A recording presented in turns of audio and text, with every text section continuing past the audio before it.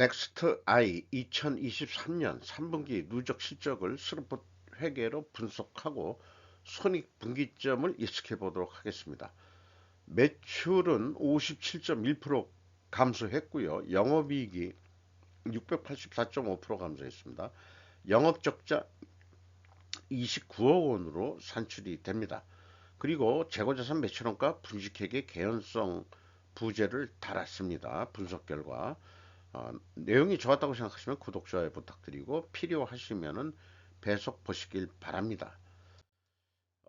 분석을 들어가기 위해서 분기보고서를 보기 이전에 큰 그 사건들이 눈에 띕니다. 불성실 공시법인 지정예고 공시불이행 12월 12일로 공시가 됐고요. 기재정정으로 최대주주 변경을 수반하는 주신 양수도 계약 체결 11월 17일에 있었고, 소송 등의 판결 결정 일정 금액 이상의 청구 부동산 가압류로 해서 11월 13일에 이런 소송이 걸린 게 있고 최대주주도 변경이 되고, 또 불성실 제대로 공시 지정 이행을 안 했다 이런 상황이 있는 넥스트 아이군요. 그래서 불공실 공시법인 지정예고 공시불이행 2023년 12월 12일인데 뭐냐 그러면은 소송 등의 판결 결정 일정 금액 이상의 청구라는 거로 해가지고 이거를 좀 안 했다 그런 거예요. 늦게 해가지고 지연 공시. 이게 지금 그 소송에 걸려 있는 것이 원고가 이 케임든 어소시에이트 때 유한회사라고 이름도 참 부르기 어렵네요. 채무자의 소유의 별지기재 부동산을 가압류한다라고 결정이 된 거네요. 채무자는 다음 청구 금액을 공탁하고 집행정지 또는 그 취소를 신청할 수 있다. 청구 채권의 내용은 위약 벌 등 채권 중 일부 해서 70억 원 정도 되네요. 구체적으로 그 어떤 거래 때문에 이렇게 소송을 걸었는지 모르겠는데 이유가 있다고 해서 그 주문과 같이 결정한다 이렇게 이제 됐다는 얘기예요. 제대로 지금 뭐 회사가 제대로 뭐 안 돌아가는 것 같습니다. 이런 게 나오면은. 그리고 최대 주주 변경을 수반하는 주식 양수도 계약 체결이 있었는데 양도인이 이거 발음을 어스테틱 인터내셔널 뷰티 체인 그룹 LTD 이것도 중국계 자본 같기도 한데 양수인은 앰플 오션 리미티드라고 돼 있어요. 여기도 그 화장품 회사 같습니다. 어, 양수도 대금이 한 80, 어디에 88억 원 정도 그렇게 되는 것 같죠? 양수도 대금이. 음, 그, 그렇게 되고요. 뭐, 조금 뭐 나온 대로입니다. 그런데 이제 그 최종 잔금은 2023년 5월 16일 5.16대 종결하기로 하자. 아, 왜 하필이면 5.16이냐? 한국 혁명 기념일에 이런 거 수비적으로 그 관심 있는 사람들은 왜 하필이면 5월 16일로 했지? 에, 그때 무슨 혁명이라도 또 일으키려고 그러냐? 니들이? 글쎄 이거는 뭐 아재 개그고요. 계약금 지급하려고 주식은 이체한다. 이렇게 돼 있고 변경 예정 최대 주주는 앰플 오션 리미티드다. 이렇게 돼 있습니다. 그런데 이 넥스타이를 분석하게 된 동기는 넥스트 아이 유미도 그룹 통해 K뷰티 중국 시장 진출 예정. 중국 시장에 진출하겠다는 얘기인지 아니면 중국 제품을 한국에 와서 풀겠다는 얘기인지 그건 불분명한데 뉴스완의 장은지 기자가 날짜는 확인이 안 됐어요. 국내 최대 머신 전문기업 넥스트아이가 중국 최대 뷰티 업체 선두주자 유미도 그룹을 통해 K뷰티 중국 시장 진출을 계획하고 있다. 제가 물음표를 좀 붙였습니다. 넥스트아이 최대 주주는 중국 유미도 뷰티 체인 그룹으로 변경됐다. 투자 총액은 560억 원. 아까 그 주주 최대 변경이 88억 원인데 요게 그 액면가액이 그렇다는 얘기고 실제 거래는 560억이란 얘기인가? 그런 얘기 같습니다. 대표이사로 진광, 사내이사로 유동희, 진양. 이게 아무래도 다 중국인 이름 같아요. 사회이사로 장동신, 안옥화가 선임됐다라고 했는데 에, 그 별도로 스르프 타임즈에서 그 중국 자본들의 그 한국 시장 그 잠식 내지는 이 진출 야망, 그다음에 뭐 어떤 음모, 그다음에 뭐 작전 이런 등등 했는데 이 여자분이 뭔가 문제가 같다 이런 얘기예요. 그런데 현 분기 보고서 3분기까지는 7월 달에 거래가 됐으면은 딴 사람 이 장동신도 이미 돼 있는데 이 사람이 그럼 새로 들어가는데 아직 소유권이 다 안 넘어갔으니까 나중에 이걸 하려는지 몰라도 가끔 유튜브에서 좀 봤는데 이 연변 말로 조선족 말로 뭘 좀 많이 그 얘기하는 그런 여자분인 것 같아요. 그래서 안유아란 인물이 지속적인 친중적인 발언 등을 하고 있는데 딱 그 검색한 걸 제가 좀 정리한 겁니다. 안유화인데 그 한자음으로는 안옥화다 이렇게 됐습니다. 우리말로 안화고 중국어 표현으로 안유화라고 발음을 하는 모양이네요. 어, 길림성 옌지 이 연길 출생으로 조선족 출신인 안유화는 2003년 한국 서울로 건너와 고려대에서 경영학 박사 등등 해서 슬로프 타임즈에서 좀 소개를 했는데 아무래도 이 여자가 친중적인 그 세력들을 포섭하는 거고 그 넥스트 아이도 처음에는 무슨 IT 무슨 이런 거로 시작했는데 경기가 안 좋으니까 어, 이 편법으로 그 회사를 그 중국계 자본으로 회사를 세우는 게 아니고 어떤 좀 안 좋은 회사를 싸게 인수하는 방법으로 중국 자본들이 한국의 그 중소기업들을 먹어가는 그런 거 아닌가 하는데 이 여자가 어떤 활동을 하는 것 같다. 이런 것 같은 느낌이 들어갑니다. 원가 회계 손익으로서 매출이 3분기까지 66억 원뿐이 되질 않아요. 전년도 3분기에는 5억 원 정도 했는데 57.1%가 크게 감소했습니다. 재고 자산은 63.2%가 근데 거꾸로 크게 증가했고요.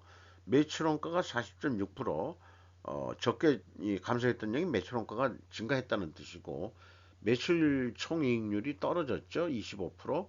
그 다음에 이제 판매 관리비가 또 38% 줄였습니다만은 영업 적자, 영업 손실 17억 8,400만 원 영업 손실이 났습니다.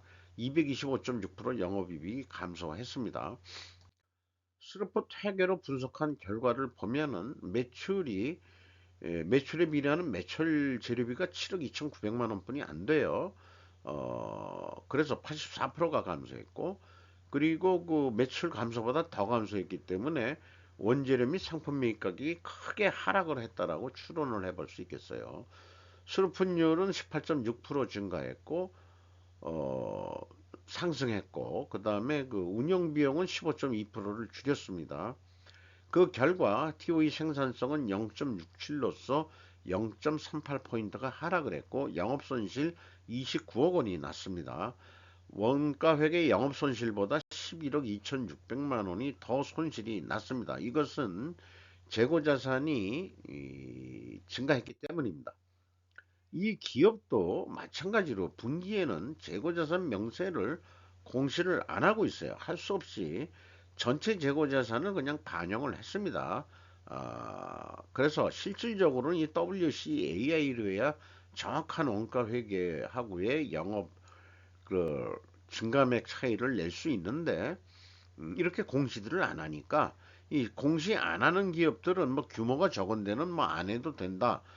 기업 규제를 완화한다. 뭐 이런 식으로 얘기를 하는데 이런 거는 기업 규제 무슨 완화 이런 거하고는 전혀 저는 관계가 없다고 생각을 해요. 어, 불투명한 기업을 위해서 불투명하게 그 기업 규제를 완화하느냐?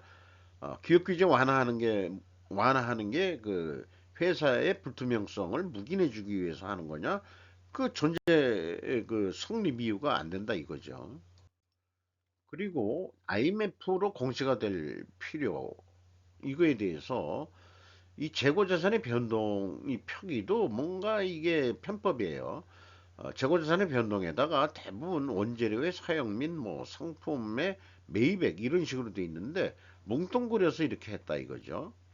이게 여기서부터 또 불투명하고 넥스트. 그러니까 코스닥 시장에 나온 기업들이 뭐 그러니까 배울 게 없는 그 회계적으로 뭔가 원인 분석을 해가지고 이 기업이 뭐가 좀 이렇게 돼서 이익이 났고 그다음에 무슨 판매 가격이 올랐고 그다음에 원재료 가격이 하락했고 이런 거를 우리가 그 이해 관계자들이 쉽게 이해해야 되는데 오히려 그 공시한다는 게 오히려 안개를 피우는 것 같은 이런 꼴이 되고 말아요. 그 회계 투명성은 아무리 강조해도 지나치지 않습니다. 그래서 제가 이거를 역산으로 풀이했는데 재고 자산의 변동액을 그대로 인정을 하고 마이너스는 증가했다는 뜻입니다. 그리고 이 금액에서 재고자산 매입액 전체를 기준으로 하니까 이렇게 해서 이거 금액을 한번 맞춰봤어요. 그러면은 이게 이 매출원가 재료비가 무려 110.9%나 내려간 거로 산출이 되고요. 운영비용은 15.2% 감소한 거로 산출이 됩니다. 이 운영비용에서 판매관리비를 뺀 금액 64억 5천만 원이 공장 가공비가 되겠는데 이게 그 32.8%나 크게 증가했어요. 그리고 그 매출원가 는 그 매출원가에서 그 MC 비율 그 총 제조 비용에서 그 12%로 이게 32.8%가 내갔습니다. 여기에서도 그 원재료 및 상품 매입 가격이 하락했다고 추론은 되는데 그러나 이 기업은 이제 그 가공 비율이 33% 가까이나 이 증가했다는 얘기는 천지개벽이 일어났다는 얘기죠. 기존에 하던 업종은 이제 거의 안 하는 거나 마찬가지 아니냐. 이렇게 되고, 이렇게 그 큰 변화는, 에, 그 데이터들을 결국 믿기가 어렵다. 이런 큰 변동이 제조업에서 일어날 수가 없습니다. 공정이라든지 이런 것들이 그 원재료 가격 그 인상 인하에 따라서 이렇게까지 크게 30%대가 나오는 기업은 거의 없어요. 그러니까 이 수치 자체가 믿질 못합니다. 분석을 해보면 그런 게 이제 느낌 같은 느낌이 직관적으로 와요.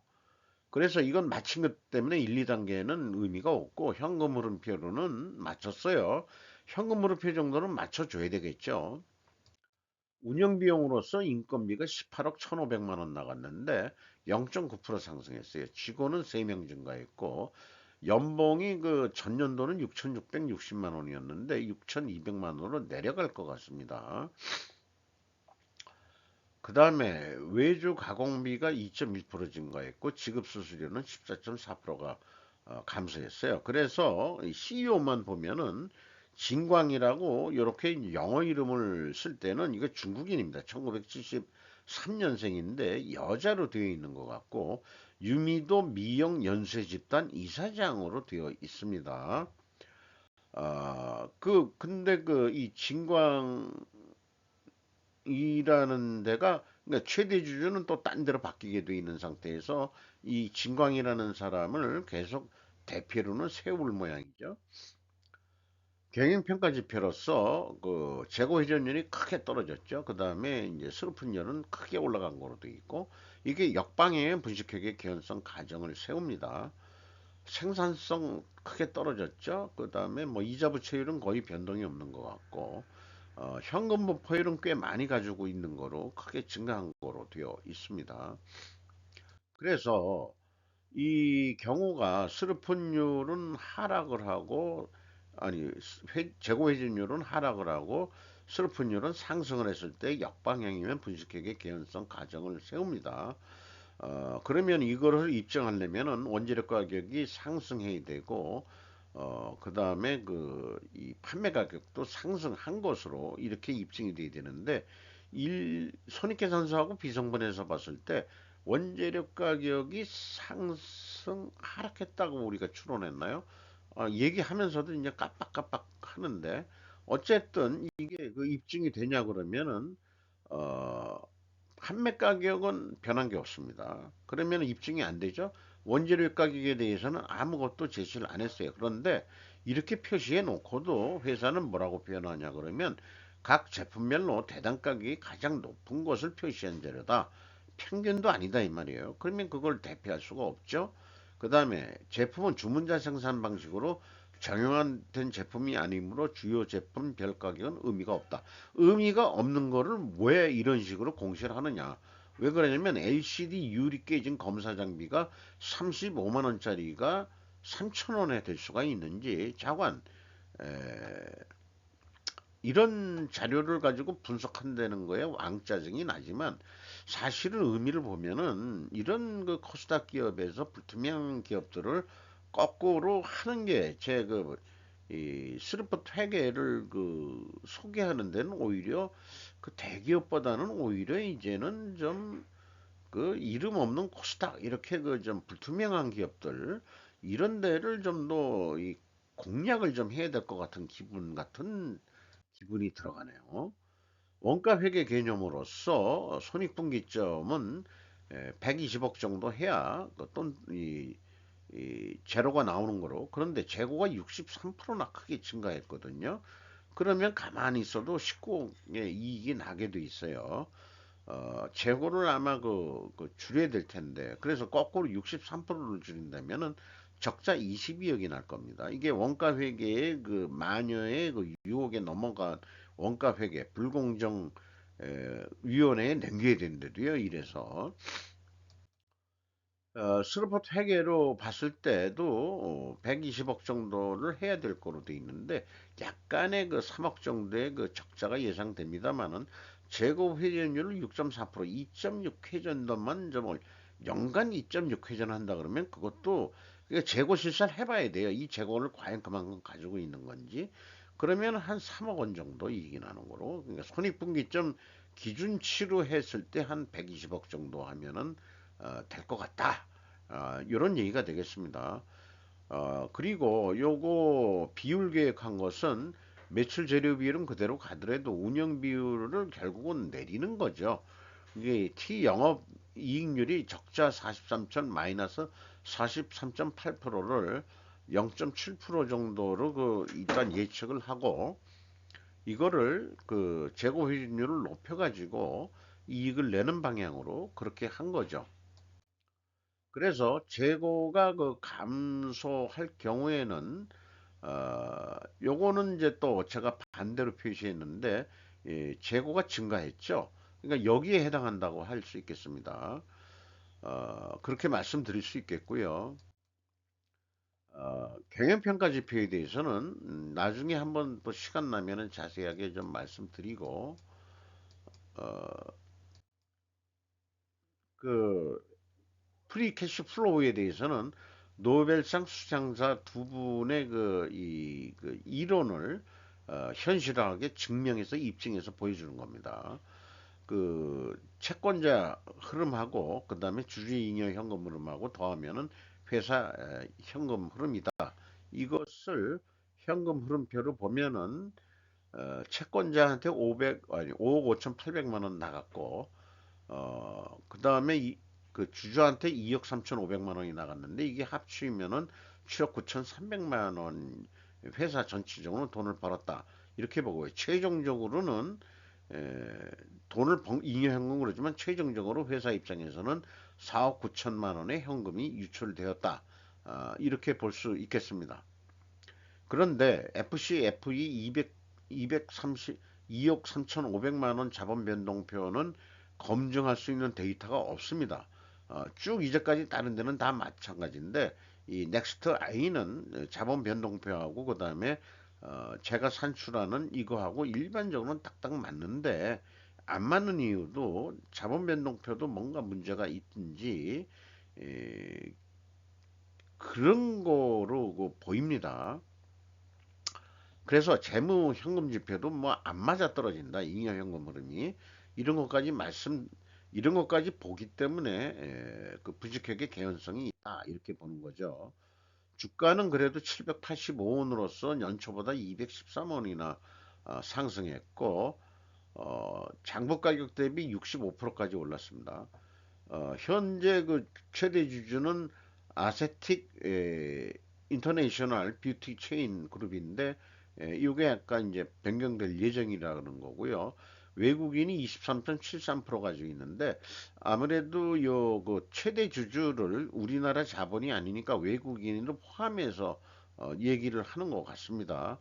아니면은 별도일 수도 있기 때문에 이게 그 많이 그 주식을 취득할 이미 한 입장에서 최대 주주를 또 변경 매매 계약을 하는 건지도 모르죠. 그거까지는 잘 모르겠습니다.